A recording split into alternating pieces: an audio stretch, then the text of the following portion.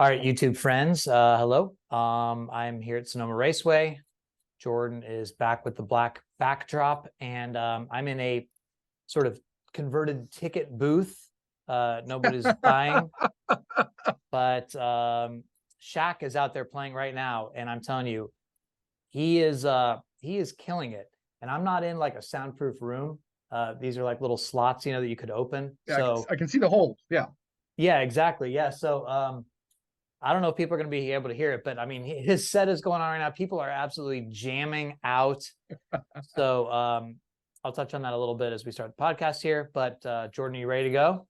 Let's do it. All right, here we go. All right, everybody. Welcome back to another edition of the Teardown. My name is Jeff Gluck. I'm what am I, Jordan? I don't know. I'm a motorsports writer. You're a motorsports reporter at The Athletic, Jeff. Is that what I am? I don't know. Yes. I'm your colleague, Jordan Bianchi. That's you. You're Jordan Bianchi. Boy, multiple people at the tweet up today, by the way, say they lean in, they go, you know what, Jeff, we love listening to the podcast, but we got to say, we're on your side. Yeah, we're Team Jeff on this. We don't really agree with a lot of what Jordan says, and I say, well, that makes two of us, so that's great. Sure.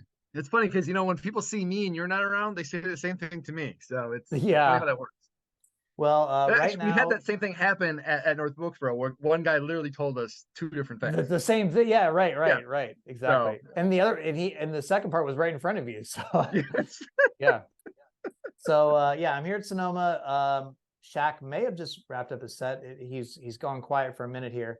I think that the traffic was so big this morning that he was not able to make it in time for his pre-race concert, DJ Diesel. So he is the post-race concert, but he got to meet up with Martin Truex Jr. before Martin came to the media center. Just the classic pairing. You just think of Shaq and Martin Truex Jr. hanging out. Two great personalities there. A lot in common. Yeah, right, exactly. But certainly made for an interesting post-race scene here, but maybe a little bit more interesting than the race in some ways, Jordan. But we came in with some high hopes. Hey, Sonoma, second road course race of the year, second time, no stage breaks. They're doing the stages, but no stage breaks. Maybe something will happen. Maybe this will mix it up and make Sonoma a little bit better than it has been. They went to the carousel to try to spice it up. Then they went back away from the carousel to try to spice it up. Now you have the no stage cautions, and it was still the Sonoma of recent, I would say. Well, here's the question for you. Like, when is the last time you had a great Sonoma race beginning to end? Because to me, today, this race, this race is not the most memorable, and no one's going to remember this a year from now. But it's not like this was really that much different than what we've seen in years past. We had one driver lead a lot of laps. We had one driver lead the last handful of laps. There wasn't the last time there was a truly great finish here was 2016. And I went back and looked, like, this is kind of play the Sonoma was. And I will say the stage breaks actually worked today, because without the stage breaks, yeah, you'd had some restarts, and who knows what happens on those, but you don't typically get the restart craziness that you see at other road courses like you do here. And I think the strategy kind of mixed it up a little bit, at least enough where you didn't know what was going to happen. Like Martin Truex Jr. had to work for it at the end.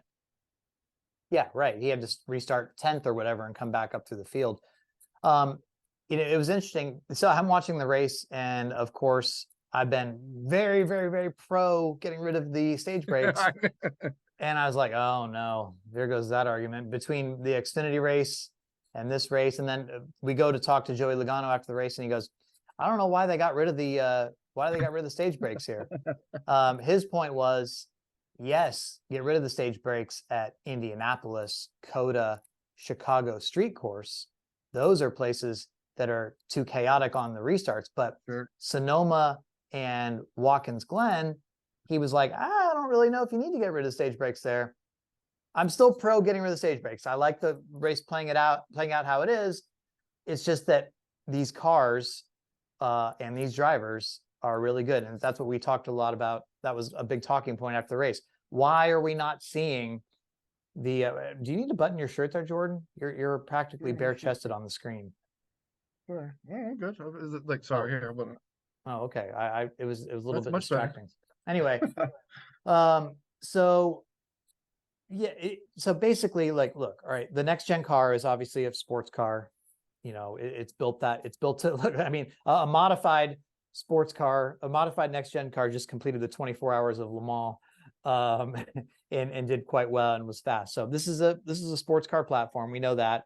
And, you know, a lot of the drivers said, look, yeah, you can still make mistakes in this car, but the wheel hopping is gone. And the Yeah. wheel hopping, they didn't like it. It was outdated, but it was what led to a lot of the craziness. It was what led to the spins by people by themselves, you know, running off the course at times. Just for me, this is my first Sonoma race in 4 years. But one thing that I very distinctly remember about many Sonoma races is seeing drivers go off and seeing the cloud of dust come up on all parts of the track. You really just did not see that as much today. They really don't spin out by themselves.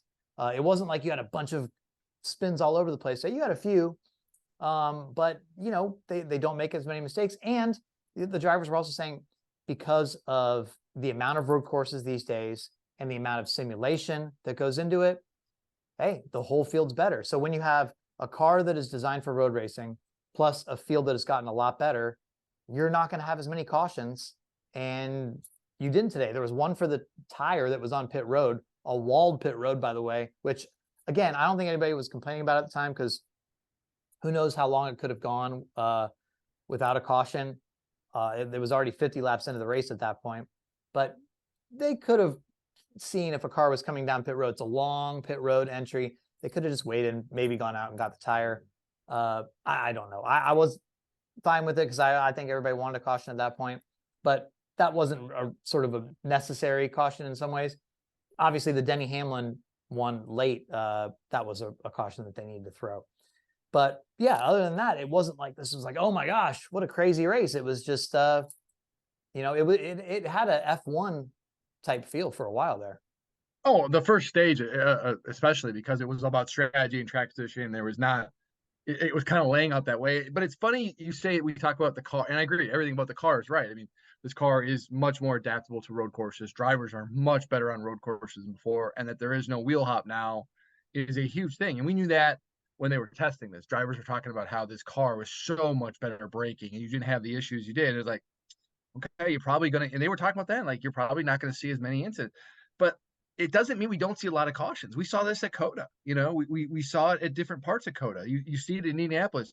This just happened to be here today on this road course. You didn't get a lot of cautions, and so yeah, it's maybe not the craziness we wanted to, but you go back not too long ago, and we were bemoaning how Coda was too crazy. So you got to, you know, Absolutely. It you know, was. so I'm sure there's a happy medium, you know, of course. So it just, I don't know. I try not to take away too much from it and say this is kind of what Sonoma is, and Watkins Glen is a little bit like that. Though at times Watkins Glen can be pretty chaotic, especially There's going been through some the S. pretty good Watkins Glen races There's been some recently. really great Watkins Glen races, and there's more passing zones there. There's more opportunities to pass, and this is not that way. This is there really is only two passing zones here, and if you mess up one, you don't really put yourself in a good position for the second one. Yeah, I mean, look, this is I love this track. This is one of my favorite tracks. So of course I want there to be very compelling racing, because I want a reason to be able to come back year after year after year. And now I tried to get you to come this year. I'm going next year. We're putting that on the record now. Where Okay. I had a conflict this weekend. I couldn't do it, but next year, Sonoma, I'm coming. So you know, Okay, so I'm out next year already. But you're out next year. I hope that you get to experience this place, because it's a beautiful setting, great vibes. Everybody's in a good mood. Yeah. You know, because it's a great area to come, you know, just explore and things like that. So, and I love the terrain of the road course. I mean, it's beautiful going up through the hills and the elevation changes and all that stuff. And and I have been here for some amazing races. I mean, the 2016 race was freaking awesome. So, you know, it's like, I don't know. I feel like there's more in this course than we've seen, but hey, you've got a bunch of great drivers now, and on a course where there's plenty of runoff. You're not going to hit a wall. Like at Chicago coming up. Cool. If you make a mistake, the whole field's going to know about it, and you're gonna spin and wreck, and the whole field probably going to pile into you, and it's going to be crazy. I guarantee you will not be talking about the lack of cautions in that race. I promise you right now. Right. Well, and that's going to be back to the, the too much, the coda type thing, right? With the three starts at the end or whatever, just getting insane. But yeah, here, I mean, look, they raced it out. The fastest car won. I mean, Martin Truex Jr. has won 3 of the last 5 Sonoma races now. He's second on the track's all-time list, 4 Sonoma wins. Only Jeff Gordon has more. He has 5. So look, I mean, a guy came here who's pretty good. They were off last year. All the Toyotas sucked at road courses last year. Kyle Busch said afterwards, jokingly, all they had to do was get rid of Kyle, and they turned their performance around. But and Truex said afterwards, like, look, I mean, we outsmarted we knew we were off last year because they felt like they were at a manufacturer deficit. Chevy had clear advantage when the next gen came out, and the Toyotas were trying to outsmart themselves to try to figure out, oh, what can we do? How can we? And it just wasn't working.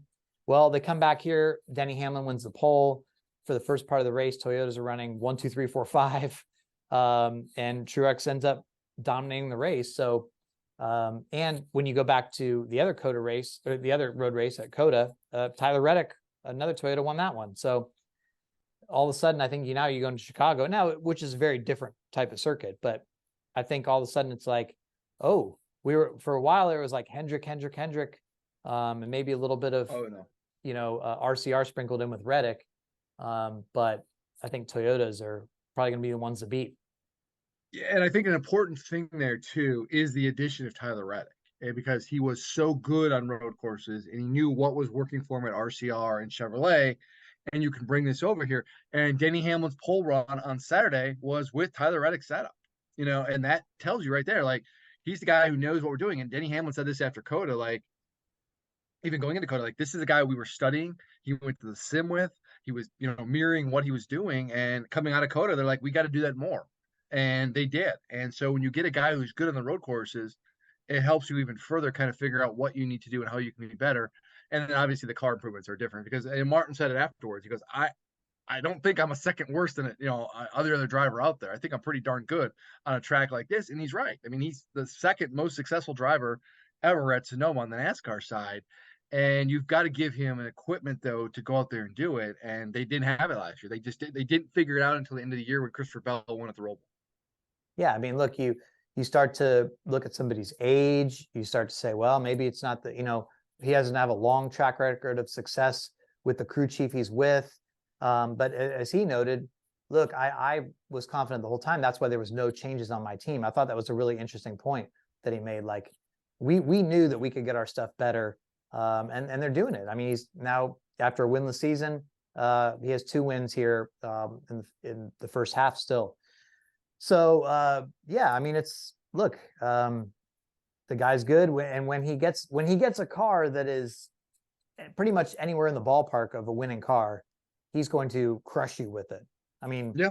Martin Truex Jr., the way he wins races, I mean, it's like, oh gosh, they're blowouts. Like, it felt sort of, I mean, we've talked about this with other races, but like, even on the late restarts and stuff, and even when Kyle Busch was sort of chasing him down, it never really felt like he was going to be able to go get. I mean, it was just like Larson on the restart at Gateway. You're just like, no, he's probably not going to get there. And this time it was sort of reversed with Kyle Busch, and it just didn't. It was like, well, Martin has the fastest car. Yeah, McDowell's having a great run. Yeah, Kyle Busch having a great run, but are they really going to go beat Truex the day he's having? Going to take something wacky. So yeah, I mean, hey, but that's what I'd rather take that any day than having some artificial weird thing happen. It's racing, it's the kind of thing that happens. So this is what happens in racing. And when Martin Truex Jr. and his crew chief James Small wake up on race day and they feel like, we've got the car to win today and we're going to blow everybody's doors off, and I'm leaving the swear words out of this. Yeah. That should be scary, because like they hit it hard. I mean, like, you look at his wins through the years, he's not somebody who kind of like backs into wins or kind of comes on late in races. Like, exactly. A lot of his wins are like are butt kickings. Like they are good from the drop, and you know they are good, and they are very good at closing out. Like they, and that was the thing last year is like they struggled to close the races. They had a lot of races, you know, they could have won or should have won, and they didn't. And that was kind of why they had the year they had, which wasn't a bad year. It just was a fluky year overall, which kind of bit them in the butt come the playoffs. This is still a really good team, and now they're in the points lead, and how Toyota is and where they're at. And we've talked a lot about this on this podcast about how Hendrick was so strong this year, and gradually um, uh, Toyota has come on, not just Joe Gibbs Racing, but 2311 as well. And it's there. Like, and I would honestly, I'd almost put them on even ground at this point because today, largely, Hendrick was a no-show. I mean, Chase Elliott had a good run, but a lot of it was track position. Kyle Larson was good, but he wasn't great. He kind of got boxed out there at the end by track position. Qualified bad. Byron and Bowman were okay. Like Well, this was Byron qualified terrible, and yeah. He said he couldn't even, his rear wheels were shaking during qualifying and stuff yesterday. So he qualified 26th, and he was trying to overcome track position all day. It's still a track position race. It doesn't, the clean air is not as big of a thing, or the dirty air as it was last year, but it's still important. And when you start in the back at a road course, especially when it runs caution free for a long stretch, you're not going to get those chances to suddenly make up a ton of ground and overcome things and flip the strategy and all that kind of stuff. So yeah, but yeah, to your point, I mean, you're coming out of here today going, wow, again, the Gibbs cars more than the Hendrick cars. I mean, that's definitely a change from a couple years ago, for sure. When it seemed like Hendrick could do, yeah, right.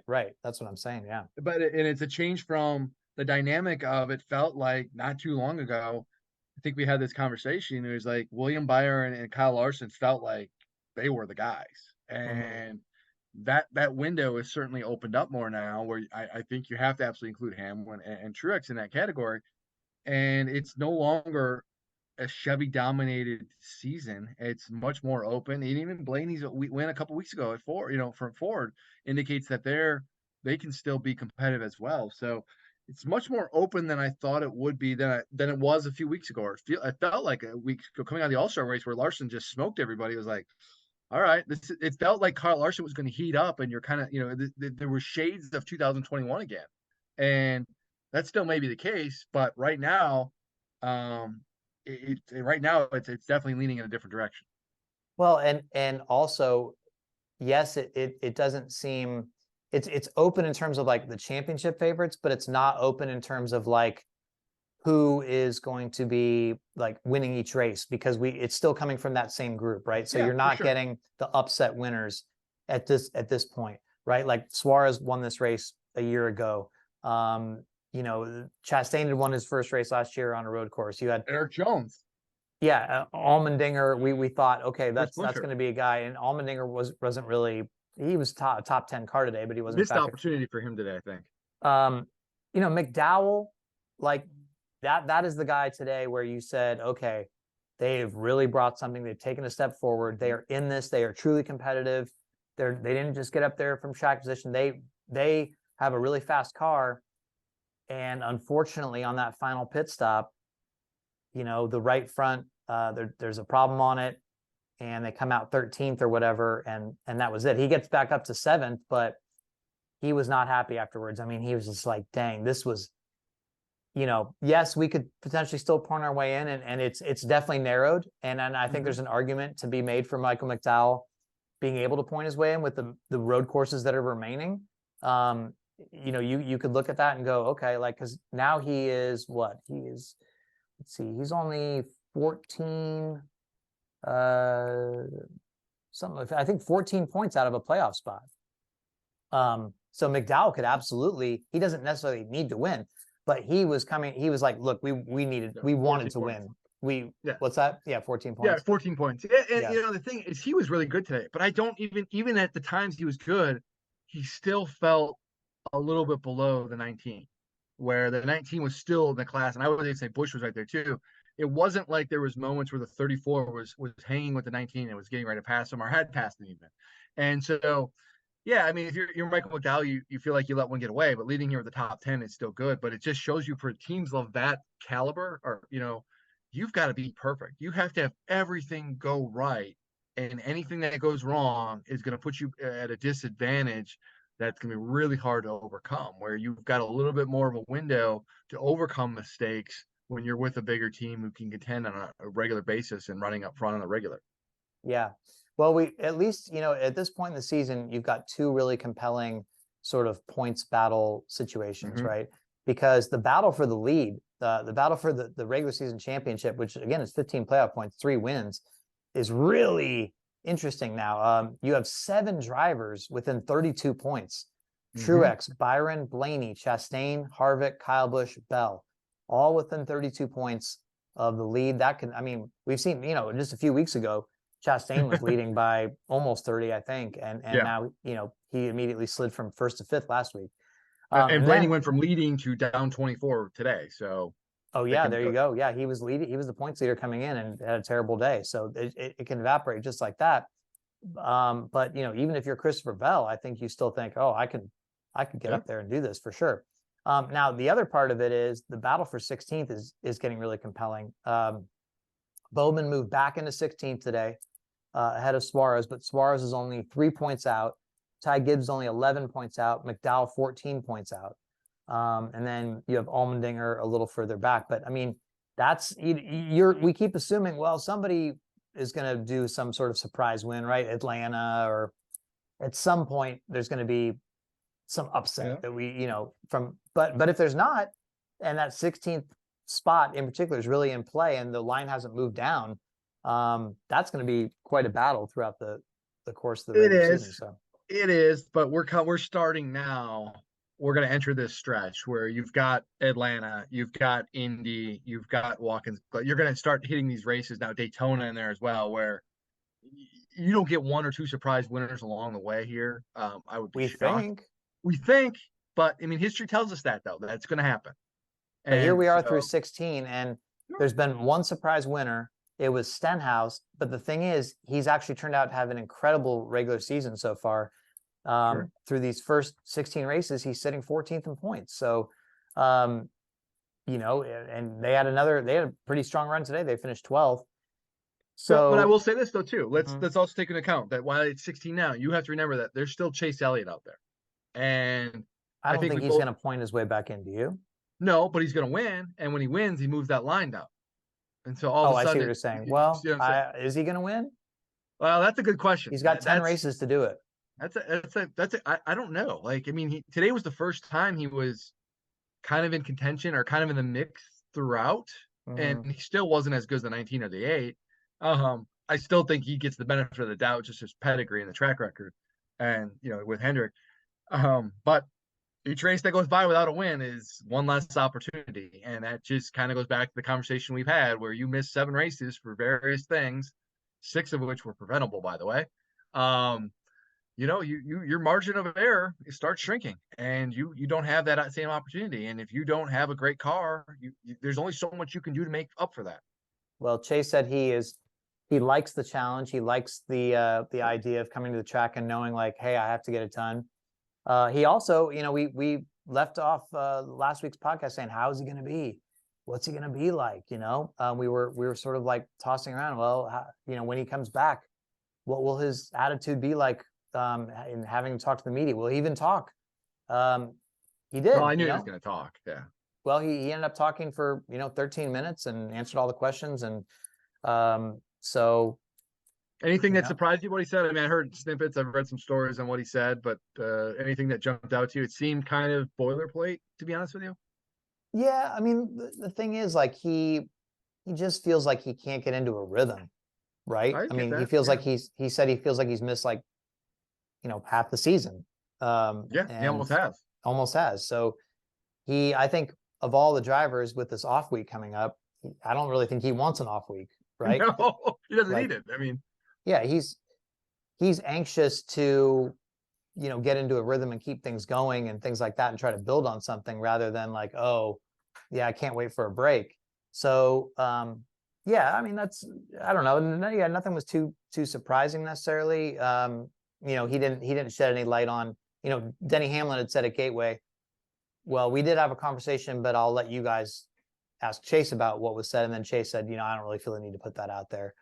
There was no like, hey, sorry. I think I asked him if he was surprised when he got the call from NASCAR. He said, nothing surprises me anymore, kind of thing. So, but he talked a decent amount about it. And yeah, I mean, I don't know. So, yeah, I guess the question is he going to win? And the problem is you're starting to run out of races that you control, right? So, I mean, he did win Atlanta, but if you put Atlanta into there, you put Daytona, okay, all of a sudden that's 8 races, because those aren't necessarily ones you can just go out like a Michigan or a Pocono and say, hey, we have the best car.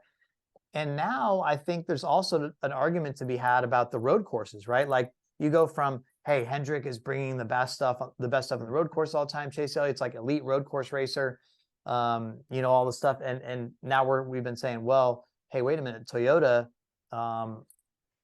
they might be better. So that's Indy road course, Chicago street course, Watkins Glen. Now he's, again, he can absolutely win those. He's going to be in the mix, or he Right, should be in the mix, but you don't know. And we've seen enough of those races.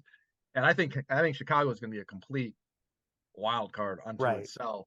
But we saw it Indy last year, man. Like you can be running second or third on that. You get a restart late, and somebody decides to be aggressive.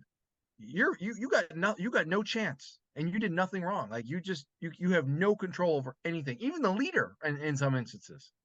Yeah. Sorry, I think they're like tearing down tables next to me here. If you guys hear anything on the podcast. Sorry, I'm watching a baseball game, so it's okay. Oh, well, see, this is where we have Jordan really concentrating here. His loyalty is to Oregon, even though he's never lived in Oregon. I don't even know if you've been to Oregon. Have you been to Oregon? I've been to Oregon. Oh, okay. All right. He's been there, but he didn't go to school there, but he loves Oregon Ducks. Oregon Ducks, man. It's my one love in life. That's it? Yeah, kind of. I thought breaking news was your love in life. That's true. I'm like outside of work. Oh, okay. Outside of work, we found something. Well, you like dogs. Dogs, yeah, that's true. Okay, so dogs and the Oregon Ducks. That is the list. Okay. That is the list, folks. If you want to get to Jordan Bianchi's heart, buy him a dog with an Oregon Ducks shirt on it. Yeah, I actually have one, actually, yeah. Oh, okay. Well, too bad. Anyway, yeah, I mean, other talking points from this weekend, people, we got to see the 14s part on display.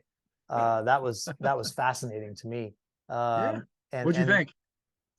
I thought it was very interesting. I thought, okay, are we going to be looking at something where, because they said it was a counterfeit part, right? So is it going to have writing on it? Is it going to have a serial number on it? But what it was is just a 3D printed copy of a part. Unfortunately, and this is quite clever, I think, NASCAR, they didn't even, they found it first by not even using the template at first. They found it they built in defects into these parts that they make, and they know where the defects are and they know what to look for. They didn't say what they are, but so smart. So smart. So I guess, the team now, obviously also the markings on the outside were different, like the pattern, but yeah. So, they spotted it immediately, I guess. And then they put the template on and said, oh yeah, it doesn't fit. So, this is why Stewart Haas, I think, didn't appeal, and why Chase Briscoe said at Gateway, hey, it could have been worse. They could have completely stripped us of our entire playoff eligibility. This is also not a part that, from my understanding, that you would put on a show car. Invite him on the show. Jeez. Wow. Anyway, it's not a part you would put on a show car, because it's not even a part that you would see. I don't believe so. I'm not sure why you would create this part. So did your opinion change after seeing this part? Did your opinion change on anything in terms of like intent, or how maybe the process of how this could have happened? No, I just thought, wow, that's a really, I mean, here's the thing that I think is fascinating about it. And it goes back to the part that we also got to see from the 3 car at Kansas, where they had taken the splitter lock thing and welded it all together so that you could reach up under the wheel well, and instead of it being in 3 pieces, the person could just twist it and it would raise or lower the splitter height without NASCAR detecting it. Of course, they did detect it, but when I see like the 3D printed part and I see that thing with the 3 car, I think it actually makes me think, wow, these teams are so freaking smart. Number one, to try to come up with this stuff. We thought the next gen car was really going to completely eliminate any of this type of funny business, and you know, clearly it's still going on. The second thing I think though is, wow, again, like if the 14 car and, you know, this week the 43 car, Eric Jones, they got a penalty for a greenhouse violation.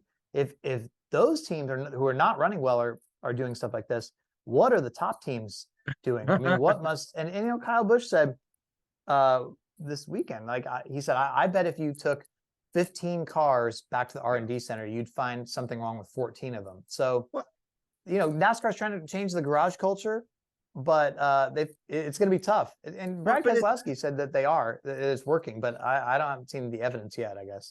I mean, maybe it is, but here's my question now, and I'm curious: does NASCAR need to be even more? NASCAR is doing a really good job, and the fact that they kind of have this backdoor secret way of identifying fake parts is really clever. Like that's a very parent move to make. You almost wonder if they maybe should start bringing more cars to the R&D center. Now that is an increased workload, and there's a lot of logistics involved, and I get all of that, but it goes back to the conversation we had a week ago where was the 14 car the only car at SHR doing this? I would say probably not. Now, so maybe you start bringing back more cars. Maybe you start, you know, inspecting these guys. Maybe you start bringing back the first, second, third place car back to the R&D center. Now, I don't necessarily want to go back to an era of stripping wins, and I don't want it to be on a Tuesday or Wednesday of saying, oh, you know, that win, we're going to take that away, or they can't use that for playoff eligibility. That's a slippery slope, and I'm not sure how I feel about that, or I don't know how you even legislate that. But if you really want to initiate change, like you're going to have to start doing it in a manner where you're going after the cars that are running up front on a regular basis and that are doing this week in and week out. And that's the only way to me that you're really going to start cracking down on this to the levels that you probably need to. Look, it's a tough situation, right? Because to your point, if they did a more thorough inspection of the winner, say like at Richmond, because like at Richmond, they took the 2 Hendrick cars finished first and second, and they get torn down at the track, which is not as intensive. And what happened? The other 2 go back, penalty, right? And so you think, well, did the winning car have this? And they didn't find it. Okay, but the alternative is then we go back to, like you said, the unencumbered wins. Oh, they took it back on Wednesday, and we just found out the winning car that we thought was the winning car had all the stuff. Now, and I don't think you can. I don't even think you could take. I don't want to go down that. I don't want to go there. I don't think you can at all, Jordan, because the problem is even if you take it back, you say, look, you're going to keep the win, and we'll crush you with some playoff penalty. That is basically an encumbered win, and you're saying, well, wait a minute now. You had an illegal car you won with, and you're saying you're going to strip wins from legal cars. How come you're letting them keep it? It's fair. And I don't know how you do it. Yeah, I that's the problem. So I think what you could do is say, all right, we're going to take more of, and I get that they're trying to take, you know, every car once, at least, you know, I think during the regular season, you know, to make it random. And they are obviously surprising these teams. I mean, Eric Jones said that they were definitely surprised that they took that car, right? But, you know, maybe each week you take one sort of team that finished 20th or worse, and one team that finished, you know, in the top 5. That's not the winner or second place. So then you're like, okay, this team was really good this week. Let's see what they've got going on. And you take some of the other random one, you know, okay, we'll check this off our list and see what they're doing too, to just keep teams on their toes. But, you know, the bottom line is too, they just don't have the resources to tear that many more cars down. I mean, they're completely leaving these cars in pieces. And you know, to ask them to do even 3 a week instead of 2, or let alone 5 or whatever, the workload is going to suck. It absolutely sucks. But I don't know. I don't think they have the staffing to do it. I mean, you're going to have to hire more people just to tear down cars. Although they are making so much money off fines that you could probably pay a lot of salaries. Yeah, it's like over at our colleague NBC's Dustin Long said it was over $1 million this year. Yes, he wrote in his Friday Five on NBC Sports that, you know, he added up all the fines and it was already over $1 million. Yeah, I'm So, sure that number's only going to go up. It's probably but going to that's going be. to the NASCAR Foundation, though. That's for Yeah, a you good don't want to take cause. away. It's You not don't want for, to take away from the charities. So I don't know. It's just yeah. you want to see this happen more. You don't want to the. I don't know. I admire NASCAR for what they're doing and how the aggressiveness and how they're pursuing this, but you're starting to see things, and it's like I can still see an avenue where a team could maybe get away with things, and it's worth it almost to say like, hey, we're gonna do something to the car, and if we win the race, great, because they're not going to take us back to the R&D center, and we're not, and if we don't win the race, we get busted. Well, we still gonna have to win a race anyway. So we're not really. Yeah, it's gonna suck. We're gonna pay points, and we're gonna lose fine, money and everything like that. But It is a lot of money though, but it's a lot of money, but it's not like, I mean, they're gonna be okay. I mean, do you think though that this is so? I'm very pro the transparency that NASCAR I love it. has put forth. I think it's great. Do you think that it's helping to change? So like, okay, before, if there was a penalty and we heard about some illegal part, and they said we're penalizing this team, and we didn't see it, right? Like this has not been the era of putting the parts on the tables or whatever, right? And we're like, there's all the stuff like with the fans, media, garage, whatever. Like, I don't know, was it really? Did they really get this? Were they taking revenge on this team for, whatever? Some driver said this, and there was so much murkiness around it that I felt like it was a very negative storyline. Like, this isn't good for NASCAR to be talking about this kind of stuff. I almost feel like by showing the parts and being so transparent about it and saying, look, this is what they did. It not only highlights the ingenuity of the teams, which is, again, I think actually pretty interesting. I think it's a credit to them. I think it's a Yeah. great, like, It's like, good wow, thing. that was really smart. They thought to do that. Now, but again, it's also good that that NASCAR is catching this stuff. And it shows that NASCAR is like, actually, we often criticize NASCAR for like the perception like they're always one step behind. Mm-hmm. In this instance, they were actually one step ahead of the 14 team, and like, no, we could look at that part and know right away that's a credit to them. So I think that's a good thing as well. So yeah, so maybe it's actually a decent little storyline, that this game of cat and mouse. Sure. To just sort of say, hey, look, I mean, look, you in other sports you try to get away with stuff. You might try to get away with a defensive hold. Sometimes the official misses it. Sometimes it's pass interference, but sometimes sometimes you can do it, and that's why I always am really reluctant to use the C word, cheating, because I don't, like you. I don't necessarily feel like it's. Well, it is there cheating. Are some, it's definitely some cheating instances when you make a part, you make a part I in your know, shop. like it's pretty. I don't know. It's a lot of ingenuity. Like I'm gonna tip my hat to that. Like I don't know. I mean, no, I get it. It's still cheating though. It's cheating definitely to me. cheating. I don't know. Like I mean, in my head, I've always associated like cheating with, you mess with the tires, you mess with the engine, you mess with the fuel. Like Jordan, that's they made their own part. that's You're not even supposed to modify the parts you buy. They completely made their own part. hey, I respect it, man. I respect it. Like I'm not saying that. I'm just saying I that don't that know. is cheating. I'm sorry. You're right. I mean, yes, yes, you are right. You're fundamentally right. I feel like it has such a negative connotation though, and it's like part of me though is like, man, that's like you said, tip their cap to them. That's pretty damn good that you thought about doing this. I mean, again, even if you didn't see the parts side by side, well, at least to my eye, like once they put them side by side and you see that there's a different pattern on it, for instance. But if you were just looking at that, I mean, and until Brad Moran put the actual like little template thing into it, and you could see it didn't fit. You're like, I mean, to shorten up just that little amount, I'm sure has something to do with making more downforce or redirecting the airflow or whatever it's supposed to do.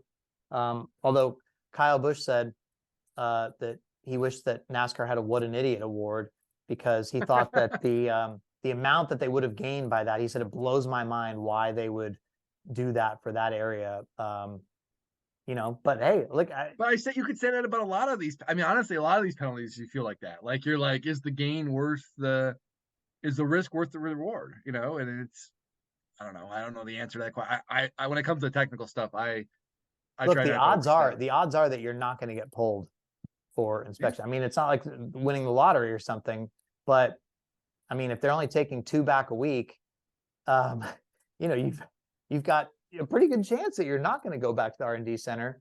They didn't pull And any cars, by the way, to the R&D center this week. So, oh, got to give everybody an off week. hey, No, but cheating also, never rests, Jeff. Cheating also never on a rests. road course, it's not as quite of a thing, probably, right? But anyway, But yes, we say that now and wait for somebody like there's gonna be the next big scandal is gonna be like some team has found an edge on the road course. yeah, I'm not too worried about. I think road courses are a little bit different, you know. I But agree. I agree. yeah, fascinating stuff though. I really do think, and also just real quick, not to go down too far a rabbit hole, but just in terms of the transparency, we did have a safety briefing with NASCAR this week. They filled us in on what they've done after the Larson Priest Talladega wreck, where you know Priest had an intrusion into Larson's car and really bent the door bars. NASCAR is, you know, they've made some improvements. Number one, to strengthen the door bars, of course, and put sort of a steel plate on that side, but also they're letting the teams cut these slots into the frame rail, and that will make it more crushable, bendable in a way. I think that and what I liked about the transparency on that part of it was they showed us, and they even put it on social media, I think on their channels too. Yeah. They showed us like the crash tests. They showed us the in-car view of, okay, here's what happens when this car does this at this same impact speed. And you could see, oh, well, it made a difference. Oh, well, it crushed more, it seemed like. So, yeah, I just, Jordan, you're distracting me with your facial expressions about I'm sorry. Oregon. Oregon is just You know, throwing people away can this. see you, right? People that I'm watch sorry. this. I'm sorry. Oregon's just throwing away their chance at the College World Series, and it's very irritating. And I'm very angry right now. I agree with everything you said. What irritates you more, Oregon losing or children or Christmas? Right now, Oregon losing because this is an absolute. They blew the game last night in the 9th inning, and it was atrocious. Okay, nobody bullpen. cares. Anyway, That's right. I can go on a rant. I like it's very upsetting. Anyway, I agree. Like the videos and everything that NASCAR had was great because it was very educational on what they're doing and how this is going to work. Now, the question I have though is they're allowing teams to modify the next gen car, which is the first yeah, time they've allowed to do that, and that to me is a slippery slope. it is.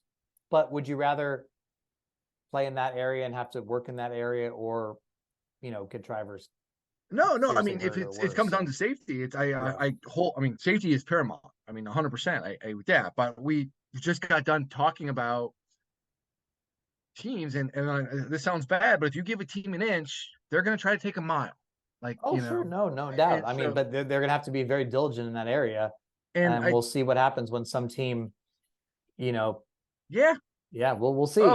But yeah, I oh bet you, sorry, I bet you NASCAR will react even less kindly if sure, they're as saying, they should. okay, yeah. I mean, even Brad Moran the other day when they're showing us the part, he said, look, we think what we did to the 14 car was essentially the biggest penalty in NASCAR history. And yet this was the low end of what we could do. We have Yeah, other penalty options as listed in the rule book. We can go higher, and oh we're yeah, going to probably next time. So and they have to. yeah, if that doesn't get your attention, you still want to try to play in that area. It's But again, interesting. it's just what we talked about though. It's risk versus reward. If you feel like you can get an edge, you're going to be interested. And the other thing about this as well, it's hard not to think back to last fall when all of this talk about bumpers and how many crew chiefs and people in the industry did we talk to, Jeff, on the team side, and they all said the same thing. If you let us fix this issue, we could fix this issue really quickly, right? I remember Greg Ives was saying that at Talladega last year. I talked to other crew chiefs. You had the same conversations. Like they all said, like essentially, we know what the problem is. We can fix this. We just can't fix it because our hands are tied. It's like, why now? Why not then? And so, and now, if this is how it's going to be going forward, that's great because safety is first and foremost what's most important. But it's just an interesting change because this is a very much a different direction than what we had seen just a few months ago. Yeah. Another thing I want to talk about was I had a chance to chat with both Austin Dillon and Austin Cindric. You know, we had pretty much outright dismissed we like totally glossed over it on last week's podcast because we're like, that wasn't anything. But, afterwards, Dylan, I mean, he's at Gateway. I mean, he was really passionate about it. I'm like, no, he needs to be suspended.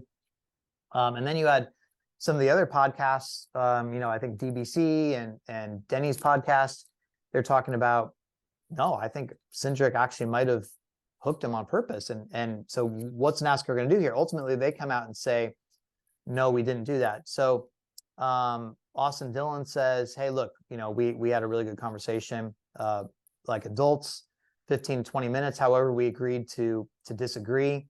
I think he did turn me on purpose. And, Cindric, I have more quotes that I'm going to write on The Athletic in top 5. Essentially, he was like, I came out to defend myself because, he put the date out as Denny had done. And he said, look, I think that people assumed that because we were having battles on the track and we were mad at each other, that incident, I did it on purpose. Where he was viewing it more as like, I'm going to race somebody really hard because we've had battles and we'd clashed on the track earlier in that race, but I did not turn him on purpose. And he said he felt like he needed to come out and set the record straight on his character because people were questioning his character and his judgment. And he said, I know my intent. And if you're questioning that I did that on purpose, that's questioning my character. And I did not do that on purpose. And I wanted people to know that. So he was pretty strong about it. Dylan, so those didn't believe him, but said, I'm not going to take revenge on him, but I think karma's going to come back around kind of thing when people do stuff like that. So that was interesting, but I think NASCAR ultimately made the right call by not penalizing, because I just didn't see that as the same as the Chase Elliott incident per se. No, I mean, I said the same thing last week and I stand by it. Like, to me, I saw that incident and I didn't see anything there that was deliberate. And there's a difference between hard racing and being aggressive and deliberately hooking someone and turning them into the wall. And I didn't see that in that incident. And everything that's come out since has only reinforced that belief. Yeah. Well, we've got the one off week coming up here, Jordan. So, this is the only one of the season. I'm sure we can talk a lot about whether there should be more, but the bottom line is this is it.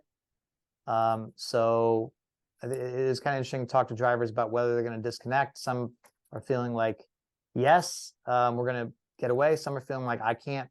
Got Chicago coming up, Nashville, got to study. Obviously, I'm going to disconnect. I know you're not. So we're splitting just like sort of some of the drivers are. But what do you think about this being the only off weekend? This is the unpopular opinion, but I don't mind it. Like, oh, what a surprise! The guy who is addicted to work and that's all he does doesn't mind there only being one off week. I guess my perspective is this: the schedule is 38 races, 36-point races, 2 exhibitions.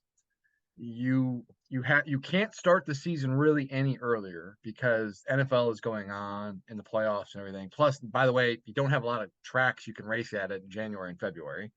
So you can't really do anything there. And then on the back end, you really can't do much. And you're not going to shorten the schedule. Like you cannot, when you're up for TV negotiations, TV wants more they want more entities, right? They want more games, they want more races. They don't want less.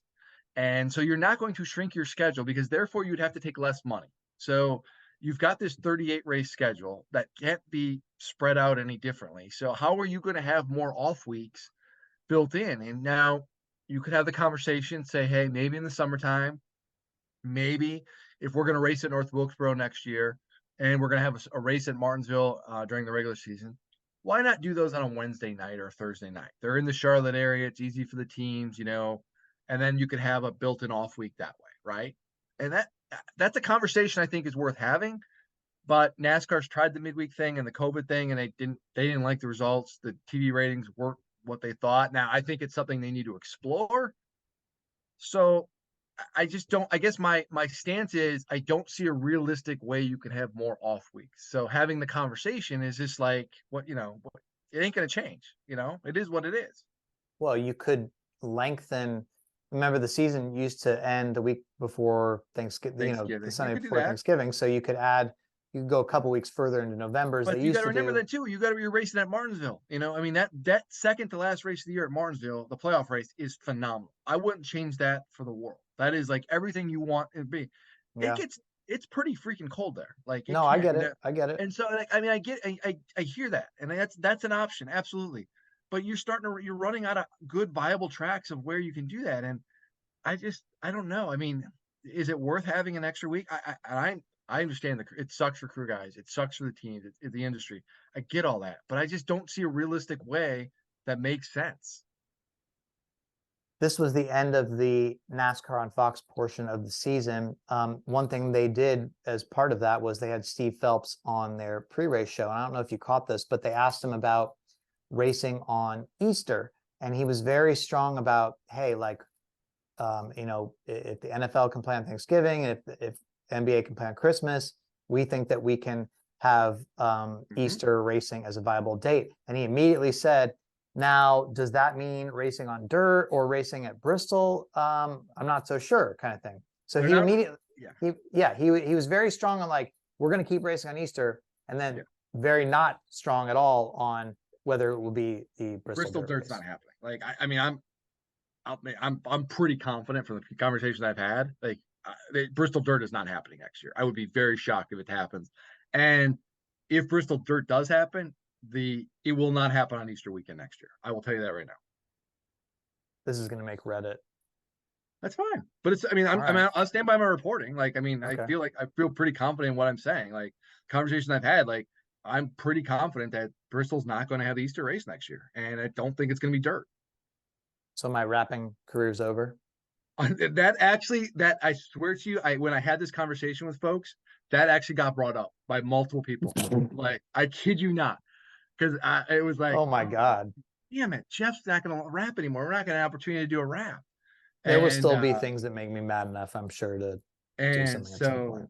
Yeah, I hope so. I actually think I said I won't mention the track that we mentioned that maybe you could rap at because I don't want to, but yeah, I don't see it happening. Like from the conversation I've had, I don't think that's gonna happen. And I agree with Phelps. I wrote about this, and I don't know how where you are on this, but I believe that NASCAR should race on Easter. I get it. It makes sense to me, and to me, I'm sorry that other people don't feel that way, but to me, it makes from a business sense. I'm all in on it. Speaking of schedule stuff, I just blanked last week about talking about this. I wanted to ask you because I haven't even talked to you about it. What did you think about Phoenix getting extended as the championship race again next year? Yeah, it makes sense it goes back to what we just talked about, which is when you look at the schedule, where viably can you host the NASCAR championship in November, right? Like realistically. And by the way, NASCAR owns the date. Like they're not like it's a NASCAR hosted track. NASCAR is not likely going to give that date to a Speedway Motorsports track. So that means you can rule out Las Vegas and Texas, thank God. So when you start looking at realistic tracks, well, we don't know what's going on with Fontana. And so it really kind of comes down to Homestead and Phoenix. And say what you will about the quality of racing at Phoenix, and you are 100% right. But the fan support is there. They have sold out, and they sell out in advance. And so the demand is there. And they poured a lot of money into that track. And I just don't see why you would move it elsewhere. I love Homestead. I love it. It's great. But when you go to Miami, when we went to Miami, did it feel like NASCAR was in town? It didn't for me. Like, I don't remember walking through the airport and seeing signage for the NASCAR championship weekend. When you get off the plane in Phoenix, guess what you see and you're bombarded with? Signs at the NASCAR championships there. It felt like a bigger deal in Phoenix. So I get it. It just makes sense. I don't agree with it, but it makes sense. Yeah, I mean, as much as I would like to sit here and go, my gosh, like take the championship race to a track that has great racing, Sure. again, like a Homestead or heck, I mean, Martinsville, hell.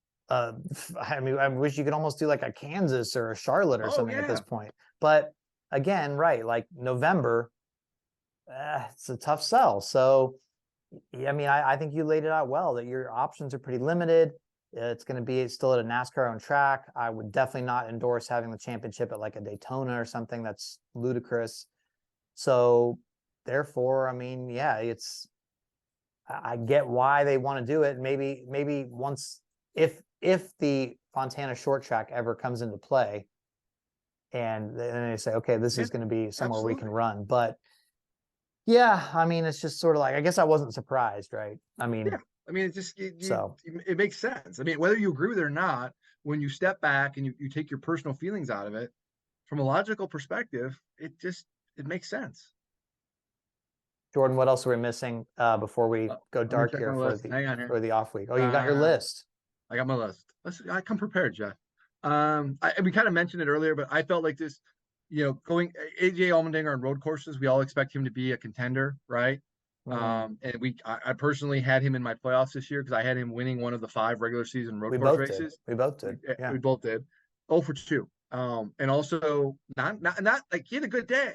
I mean, he had a really good day. Ran the top 10 all day, but that's not gonna. You got to win. Yeah, And he said so we talked to him afterwards. He said he thought they were maybe like a fifth to seventh place car, yeah, and that's and great. they But you got to win. yeah, they're just their cars are not. I mean, maybe you could do something on the Chicago street course or something. Sure. A And he's different never type of won at track, but Sonoma. Sonoma's never been his best. I mean, I know he's a road course racer and he's led a lot yeah. last year, but in terms of actually being in contention for wins, like he's never really done that at Sonoma. So Watkins Glen has always been his bread and butter. So, and Hmm. other places as well. So there's 3 races left, but you're 0 for 2, and it's just you start knocking those down, and that's got one guy that we thought was going to be in the playoffs. That right now it doesn't look like he's going to get there. So that was on my list. Hmm.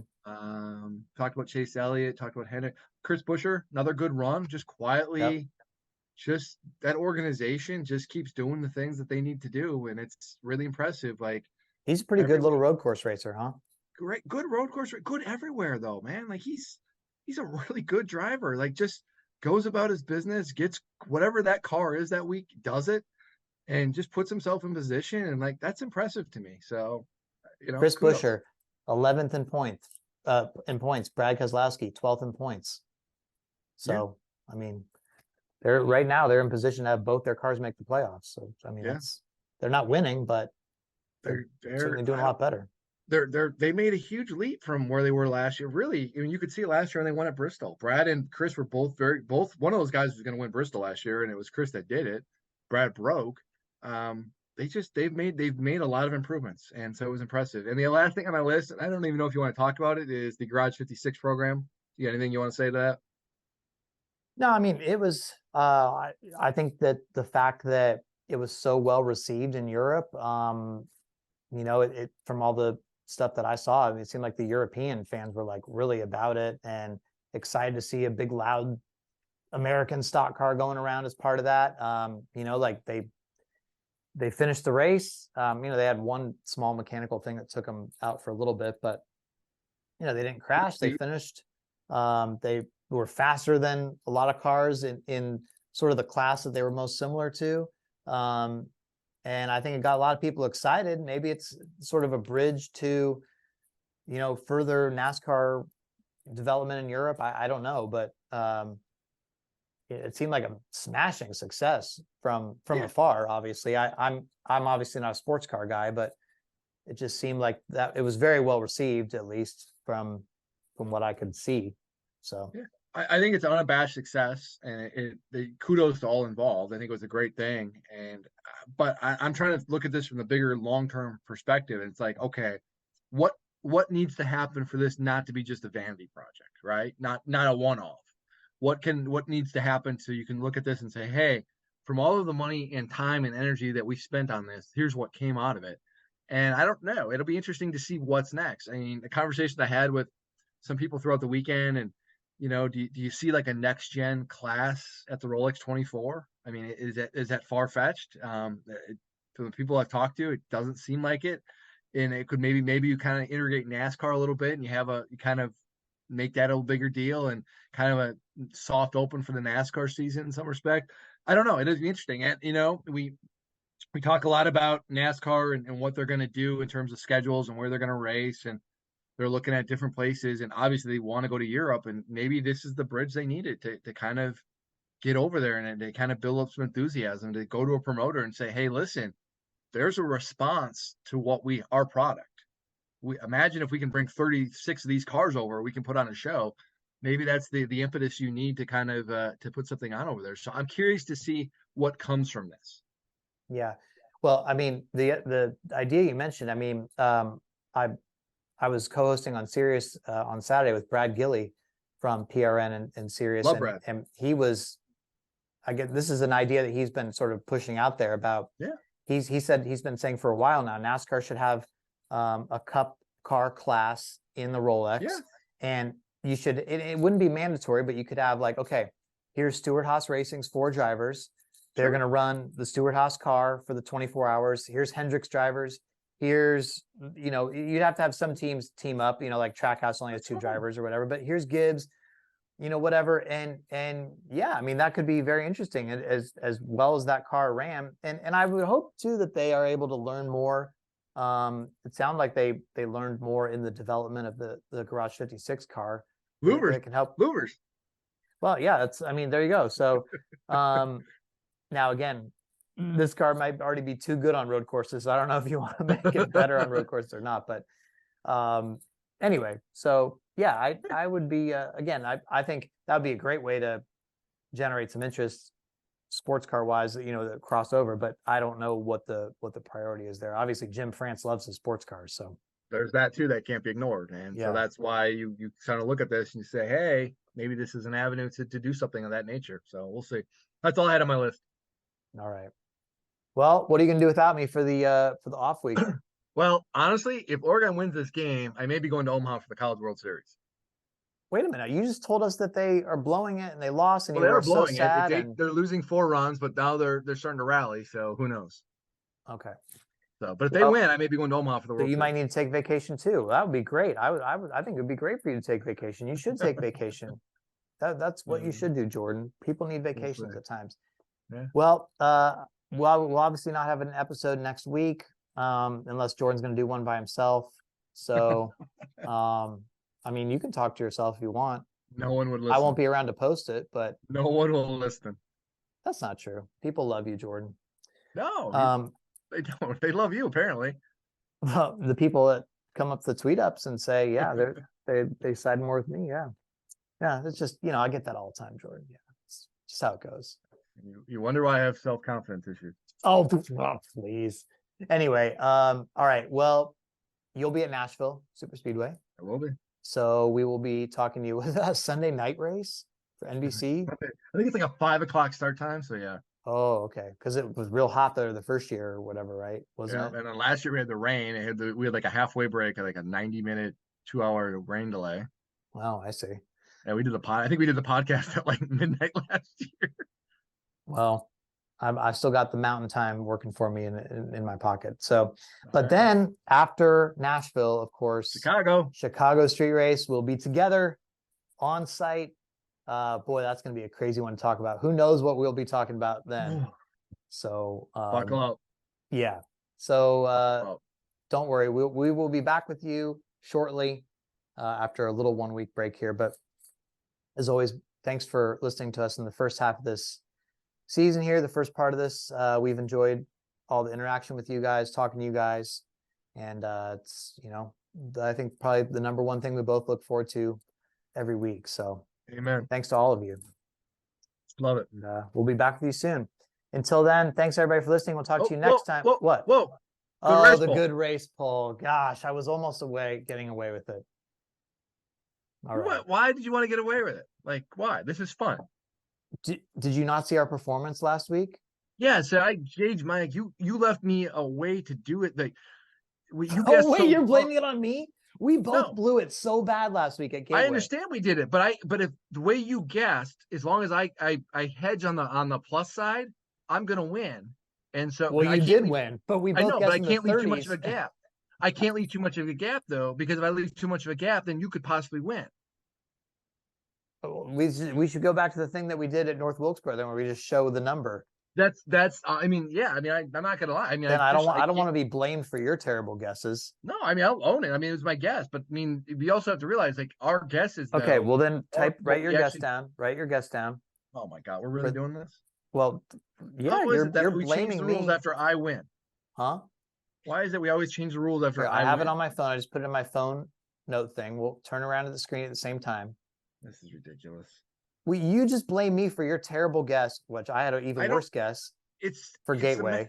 We both blew it. It's I'm not saying we embarrassing. didn't blow it, but Did you again, not it's see not. all the people saying, "Boy, you guys really missed it. Okay, You guys again, completely I whiffed." am telling you, I hear what you're saying. I Uh-huh. understand it was a bad guess, but Yeah. it's also trying to win the game versus what you actually think on the race. Now, I didn't think the race was that great. I didn't think it was the worst ever, but it's, you also have to look at the numbers and say, okay, if Jeff is going to guess this, I've got a box here I can play with. Okay. Good Lord. Well, I have my guess. Are you ready? Yeah, I got to write down my stupid number. This is just, It's 2 digits. Well, I it's assume it's just a 2 lot of digits. work. Okay. Okay. You All right. change the goalposts all Are of you the ready? time. One, Yes, go. 2, 3. Yeah. Oh crap! Wow. Well, I had an Uber Eats thing pop up and covered that. An Uber Eats advertisement. Mine says, "Can you see this? No, it says, well, it's Is it that's 35. backwards? 35, and you said 62. No, no. So hang on. Hang on. What? Hang on. Do I have first guess this week or second guess this week? It's same time guess. That's the whole point. No, but 35. like I just took normally, your guess from last week. if we did the normal rules because I won, I'd be first, right? Okay. Okay, no, we're fine then. That's fine. You guess what you got. That's fair. Oh my God. Oh man. Well, I was gonna be like, so you could do to me what I did to you last week. So this is fine. You're So it right. is what I'll it is. say 60 then. No, I'm not going to do that. I'm not going to do that. I'm sticking with 35. You're saying 62. Why do you think it was 60? You think more than half of people are going to think this was a good race, this Sonoma race? Really? I have come away from the last few, I don't know, for the last little bit, like my perception of what I think how I think races are going to be perceived is a little bit different than what they are being perceived.